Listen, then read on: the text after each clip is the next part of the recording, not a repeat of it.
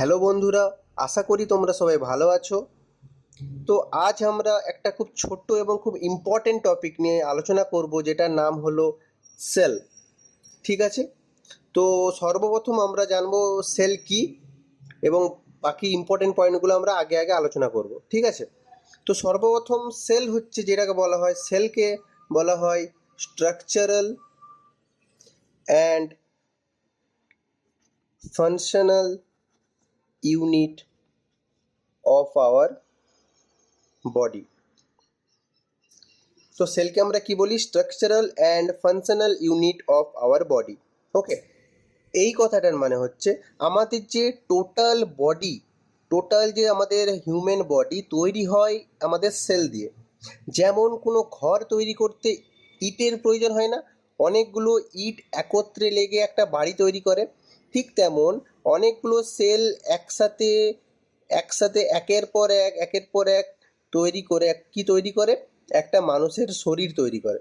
এই জন্য সেলকে কি বলা হয়? Structural and functional unit of our body. Okay, এবং সেলকে আর একটা টার্মও বলা হয় basic life unit. Basic life unit. Okay, এরপরে আমরা জানবো যে সেল ফার্স্ট ডিসকভার কে করেছিল। তো ফার্স্ট ডিসকভার করেছিল রবার্ট হুক। অ্যাকচুয়ালি দুটো সায়েন্টিস্ট সেল ডিসকভার করেছিল। রবার্ট হুক করেছিল ডেড সেল।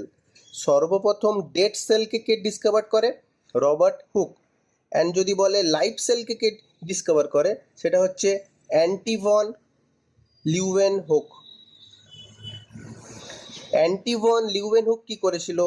লাইফ সেলকে ডিসকভার করেছিল। ওকে, তো যদি পরীক্ষাতে কোনো প্রশ্ন আসে যে ফার্স্ট ডিসকভার ডেড সেল, তখন আমরা অ্যান্সার দেবো রবার্ট হুক। আর যদি প্রশ্ন আসে ফার্স্ট ডিসকভার লাইফ সেল, দেন আমরা অ্যান্সার দেবো অ্যান্টিভন লিউয়েনহুক। ওকে, এরপরে সেল সম্পর্কে কিছু ইম্পর্টেন্ট ইনফরমেশন আছে, যেগুলো আমি তোমাদের সাথে শেয়ার করব। তো সর্বপ্রথম আমরা জানবো লার্জেস্ট সেল। যদি কোনো প্রশ্ন আসে লার্জেস্ট সেল কি, তখন লার্জেস্ট সেল আমরা কি বলবো? Egg of ostrich.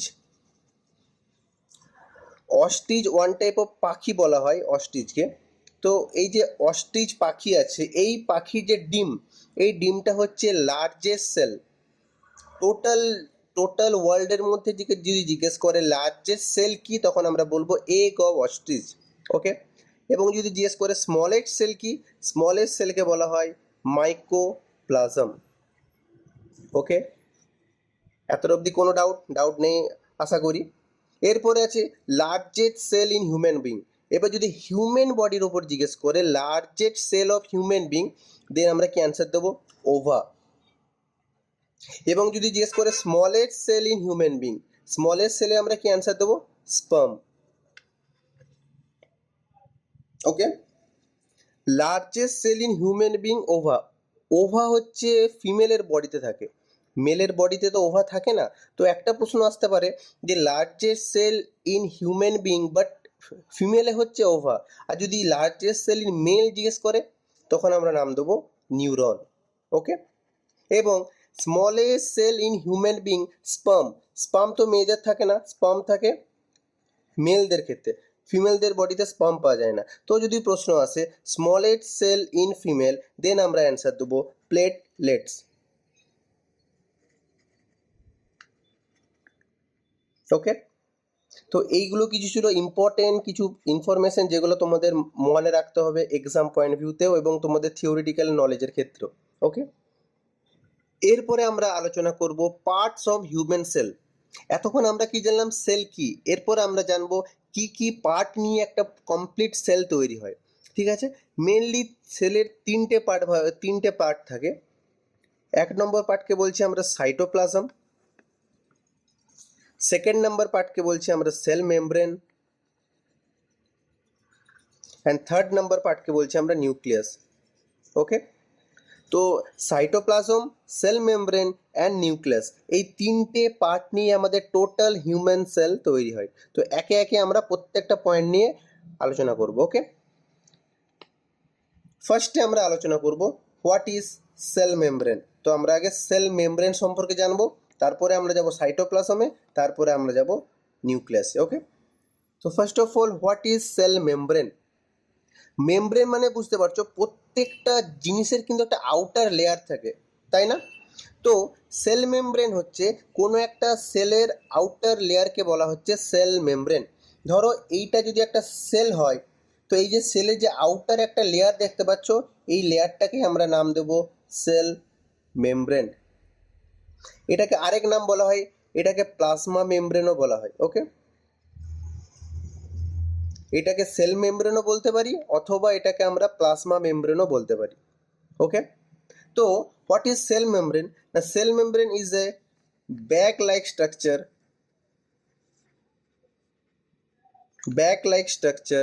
that contain cytoplasm.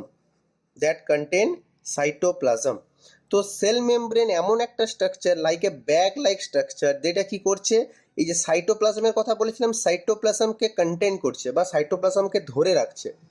এবারে তোমাদের প্রশ্ন আসবে হোয়াট ইজ সাইটোপ্লাজম?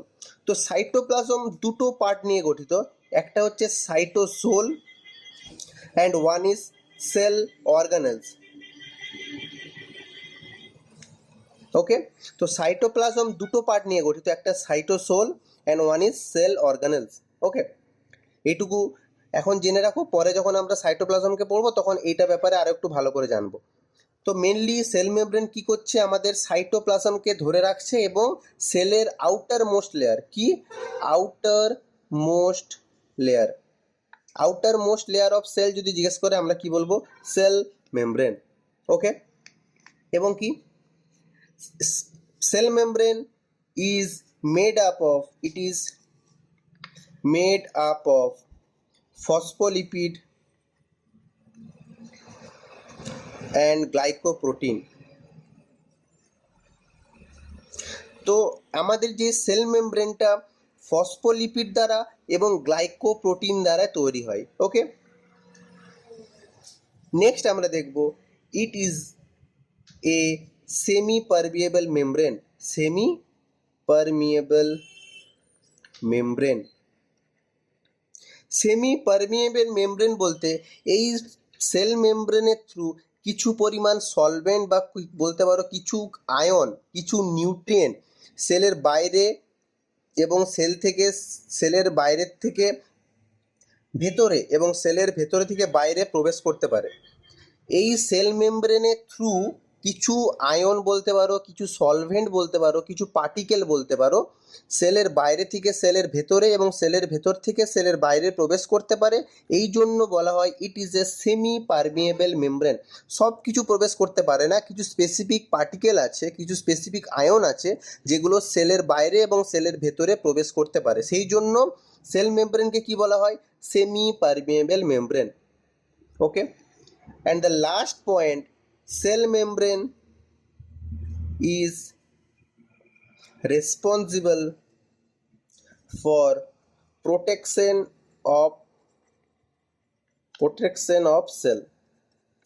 এর মানে কি, আমাদের বডির যে আউটার লেয়ার আছে না, স্কিন আমাদের বডিকে প্রোটেক্ট করে, ঠিক তেমন সেলের যে স্কিন বলো বা সেল মেমব্রেন বলো বা প্লাজমা মেমব্রেন বলো, এ কি করছে, সেলকে কি করছে, প্রোটেকশন দিচ্ছে বা বাইরের কোনো আঘাত থেকে, বাইরের কোনো অসুবিধা থেকে সেলকে প্রোটেক্ট করে। এই জন্য একে কি বলা হয়, একে প্রোটেকশন অফ সেল বলা হয়। ওকে, এরপরে আমরা আলোচনা করব what is cytoplasm. Cell membrane আমরা কি পড়েছিলাম, যে সেল মেমব্রেন সাইটোপ্লাজমকে স্টোর করতে একটা ব্যাগ লাইক স্ট্রাকচার হিসেবে কাজ করছিল, যে কিনা সাইটোপ্লাজমকে ধরে রাখতে হেল্প করছিল। ঠিক, এরপরে সাইটোপ্লাজম কি না, cytoplasm it is a structure of cell or fluid. কি বললাম, it is a structure of cell or fluid, main focus করবে এই ওয়ার্ডের উপর, fluid of cell that contain cytosol and cell organelles. তো মেনলি ধরে রাখো কোনো বেলুনের ভেতরে কি আছে, ধরো এটা একটা বেলুন এবং বেলুনের ভেতরে কি ভরা আছে, জল ভরা আছে। তো এই বেলুনের বাইরের লেয়ারটাকে আমরা কি নাম দিলাম, সেল মেমব্রেন, রাইট? এবং সেলের বেলুনের ভেতরে জলটা ভরা আছে, এই জলটাকেই আমরা নাম দেবো কি, সাইটোপ্লাজম। এটাকে বলা হয় ফ্লুইড অফ সেল বলা হয়। সাইটোপ্লাজমকে কি বলা হয়? Fluid of cell. One type of fluid যেটা সেলের ভেতরে অবস্থান করছে, এই ফ্লুইডটাকে আমরা কি বলবো? সাইটোপ্লাজম। বোঝা গেল? এবারে সাইটোপ্লাজমের মধ্যে আমরা দুটো পার্ট পাচ্ছি, একটা সাইটোজোল, একটা সেল অর্গানেলস। অনলি ফ্লুইড পার্টটাকে আমরা কি নাম দিচ্ছি? সাইটোজোল। এবং সেল অর্গানেলস মানে এই ফ্লুইডের মধ্যে আমরা কিছু ছোট ছোট সেলের স্ট্রাকচার দেখতে পাবো, যেগুলোকে আমরা বলছি সেল অর্গানেলস। তো সেলের মধ্যে কি কি থাকছে? ফ্লুইড থাকছে, এবং এই ফ্লুইডের মধ্যে কিছু ছোট ছোট সেলের স্ট্রাকচার পাবো, যেগুলোকে আমরা নাম দিচ্ছি sell organelles.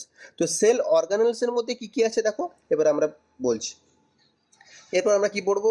Sell organelles.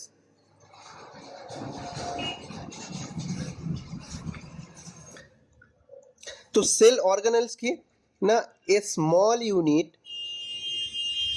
Of cell and tiny organ of cellular organization. তো স্মল ইউনিট অফ সেল, সেলের মধ্যে একটা ছোট্ট ইউনিট, এবং tiny organs of cellular organization, সেলের ভেতরে থাকা কিছু ছোট ছোট অর্গান আছে, যেগুলোকে আমরা নাম দিচ্ছি সেল অর্গানেলস। ওকে, এবং এগুলোর নাম কি কি আছে? ফার্স্ট অফ অল যেটা থাকে সেটা হচ্ছে মাইটোকন্ড্রিয়া। এগুলোর ব্যাপারে আমি একটু পরে তোমাদের ডিটেলসে বলবো, তো এখন শুধু নামগুলো বলে দিচ্ছি। ফার্স্টে কি নাম পড়লাম? Mitochondria.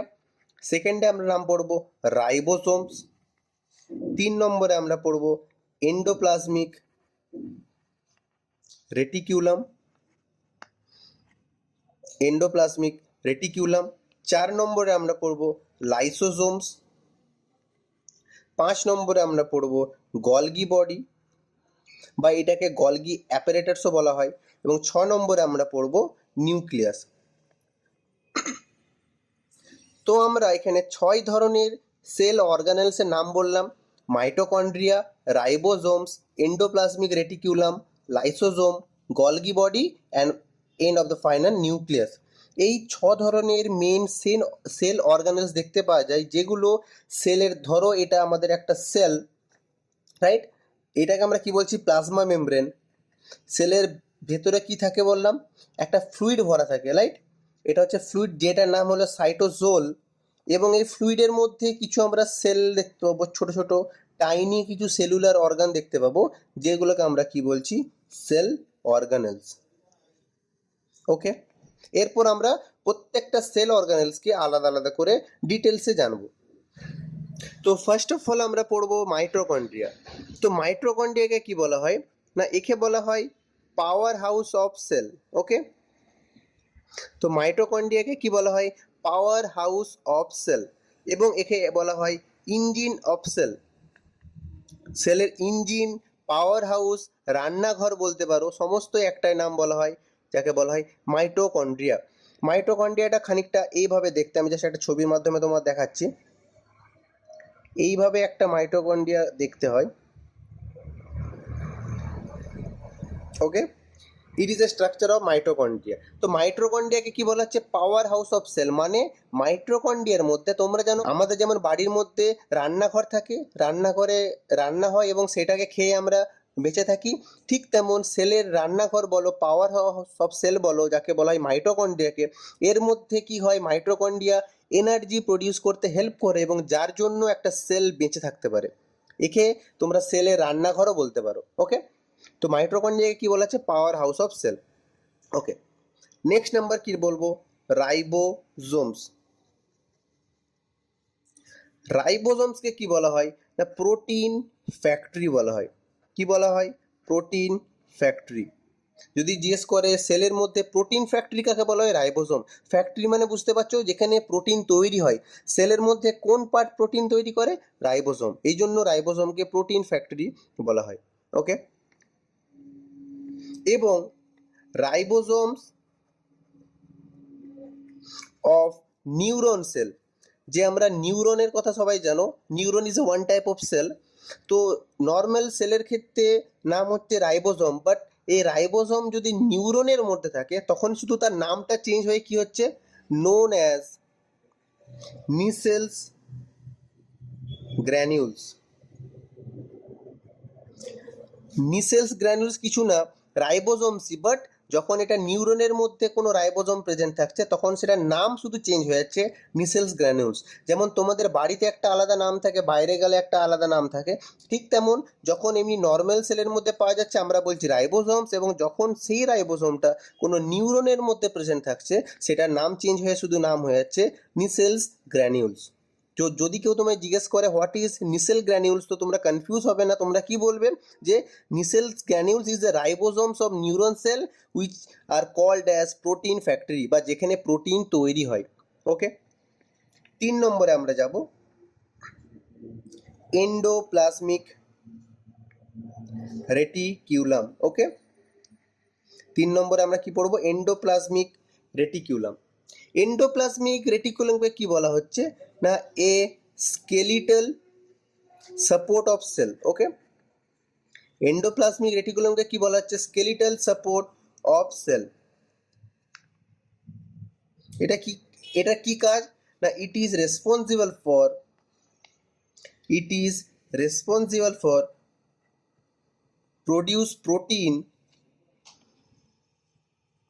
produce protein that is used extracellular মানে সেলের বাইরে যদি কোনো প্রোটিনের কাজ থাকে এবং সেই প্রোটিনটাকে তৈরি করতে কে হেল্প করে? Endoplasmic reticulum.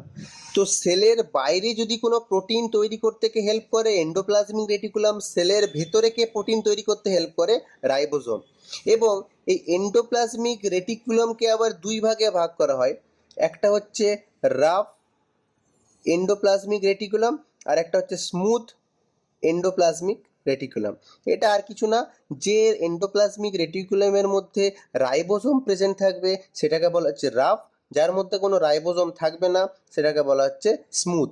ওকে, এটার মানে কি, ধরো এইটা একটা এন্ডোপ্লাজমিক রেটিকুলাম, এর মধ্যে যদি রাইবোজোম থাকছে তাহলে দেখো এর রাস্তাটা টাইপের কি হচ্ছে, একটু এবড়ো খেবড়ো দেখাচ্ছে না?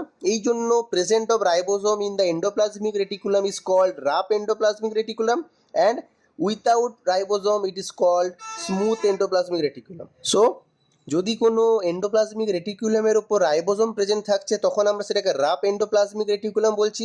যখন কোনো এন্ডোপ্লাজমিক রেটিকুলামের মধ্যে কোনো প্রকারের কোনো রাইবোজোম থাকছে না তখন সেটাকে আমরা স্মুথ এন্ডোপ্লাজমিক রেটিকুলাম বলছি। ওকে, ক্লিয়ার এতটা? এরপরে আমরা পড়ব হোয়াট ইজ গলগি অ্যাপারেটাস। তো গলগি অ্যাপারেটাসকে বলা হয় পোস্ট অফিস অফ সেল।